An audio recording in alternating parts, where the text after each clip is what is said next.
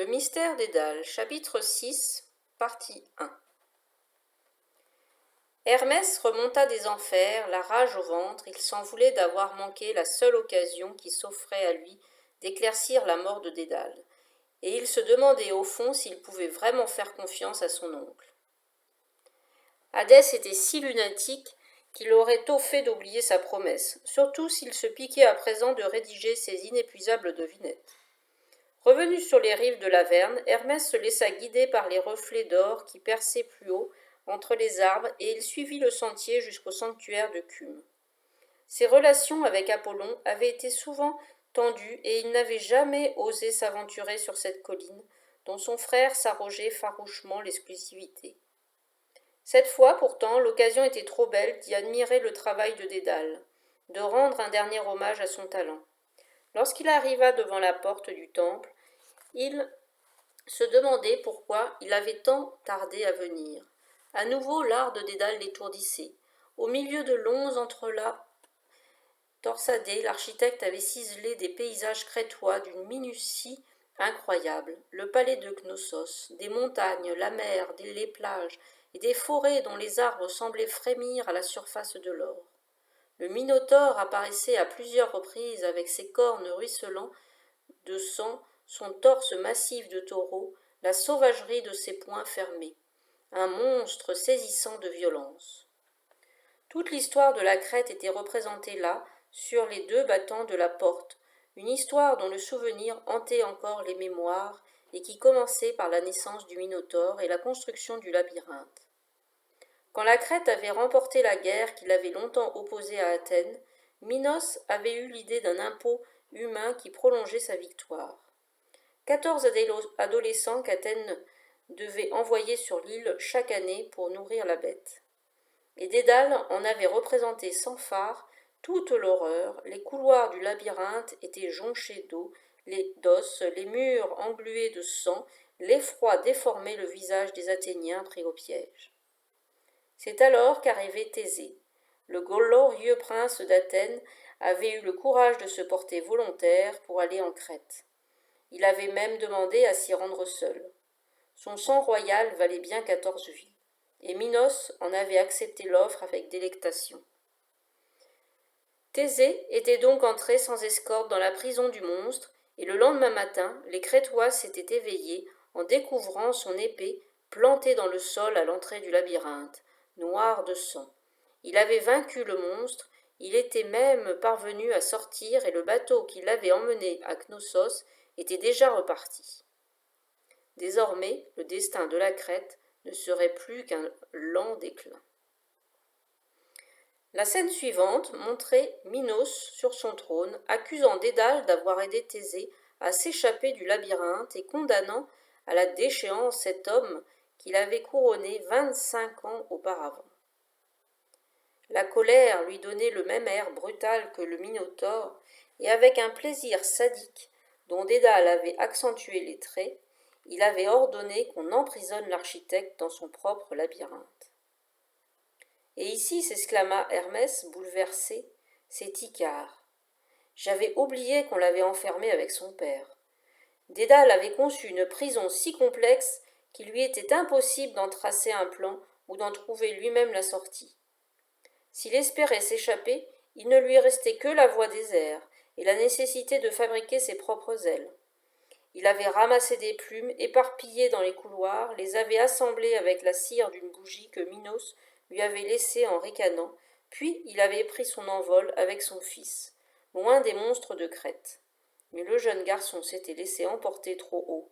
La proximité du soleil avait fait fondre ses ailes et il était tombé en pleine mer. Dédale n'avait jamais retrouvé son corps, et sur la porte du temple, la scène de la chute était étrangement tremblée, comme voilée de douleur. L'or lui-même semblait s'y assombrir. Hermès s'accroupit pour examiner le dernier épisode gravé tout en bas.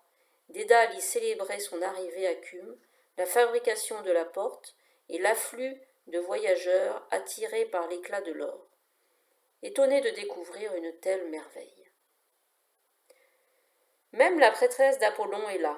Elle sort pourtant bien rarement de l'antre de son dieu que son Dieu lui a réservé dans le sanctuaire. Il s'étonna brusquement du silence qui pesait sur la colline.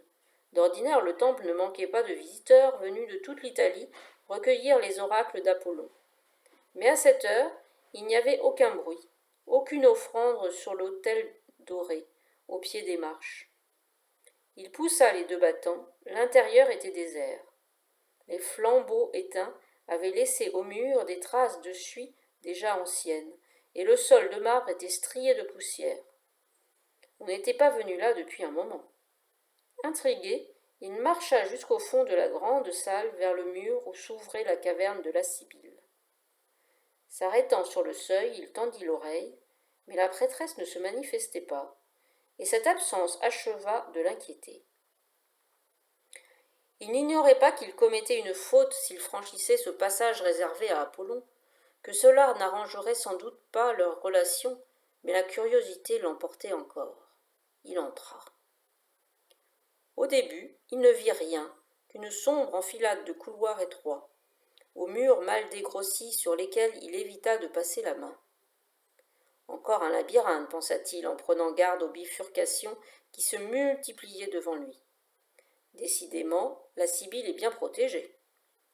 Il marchait sans bruit, avec l'impression diffuse qu'une ombre reculait à mesure qu'il progressait dans l'obscurité. Puis, il atteignit une longue galerie enfumée, toute imprégnée d'une odeur âcre de feuilles de laurier brûlées. Au milieu, un feu presque éteint couvait dans un brasero. C'était certainement le centre de la caverne, l'endroit où la prêtresse entrait en transe pour recueillir les prophéties d'Apollon. Une silhouette menue se tenait à l'autre extrémité, perdue dans l'épaisseur des volutes. « Eh bien, Sibylle, s'écria Hermès, ton temple est étrangement vide. Te serais-tu mise en grève ? Apollon n'est pas ici, répondit la vieille femme. Sa voix s'est éteinte pour l'instant. Hermès s'approcha, mais elle leva une main pour l'arrêter. Il faut partir, plus de visites. Depuis quand ? 3 semaines, plus d'oracles, plus de voyageurs. Mais Apollon l'a promis, il reviendra me voir bientôt. La silhouette trembla dans la fumée, prête à disparaître dans un couloir. Mais Hermès d'un bond la retint par le bras. La Sibylle poussa un cri de surprise. Personne n'avait jamais osé la toucher, pas même son Dieu, et elle s'affaissa sur le sol de terre où la fumée rampait plus épaisse encore. Autour d'eux, l'air était de plus en plus étouffant, plein de l'odeur âcre du laurier, et quand Hermès voulut relever la vieille femme, la tête lui tourna.